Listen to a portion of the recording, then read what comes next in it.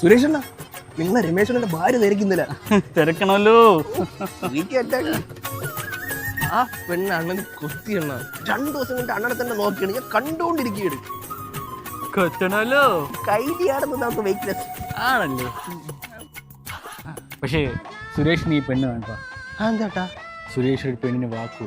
ആർക്ക്? അപ്പുറത്തെ വീട്ടിലെ രമണി ചേച്ചി. True love never exist. അതുകൊണ്ട് ഞാൻ പോയി ഉപദേശിച്ചത്. Good by.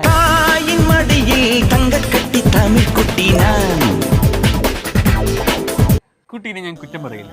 കാരണം ഒരു മുതിർന്ന സുന്ദരനായ ഒരു പയ്യനെ കാണുമ്പോൾ ഒരു ഇഷ്ടം, ആശ, ഇത് എല്ലാം ഈ പ്രായത്തിലെ കുട്ടികൾക്കും തോന്നുന്നയാ. പക്ഷേ ഈ സുരേഷിന് കുട്ടീനെ നോവിക്കേണ്ടി വരും. കാരണം ഈ സുരേഷ് ജാനുവിനുള്ളതാണ്. അതുകൊണ്ട് കുട്ടി എന്നെ മറക്കണം. അയ്യോ മനസ്സിലായി, കുട്ടിക്ക് മറക്കാൻ പറ്റില്ല അല്ലേ? അയ്യോ അതല്ല അങ്കിളെ, എനിക്ക് ആ ചേട്ടനെ ഇഷ്ടമാ. അങ്കിൾ ഒന്ന് പോയി പറഞ്ഞ് സെറ്റാക്കി തരുമോ?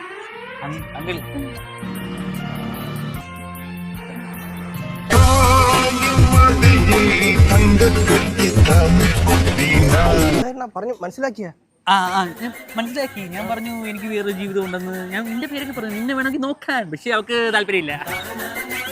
കുഴപ്പമില്ല, നമുക്ക് എവിടെ ഇരിക്കണ്ടപ്പോ.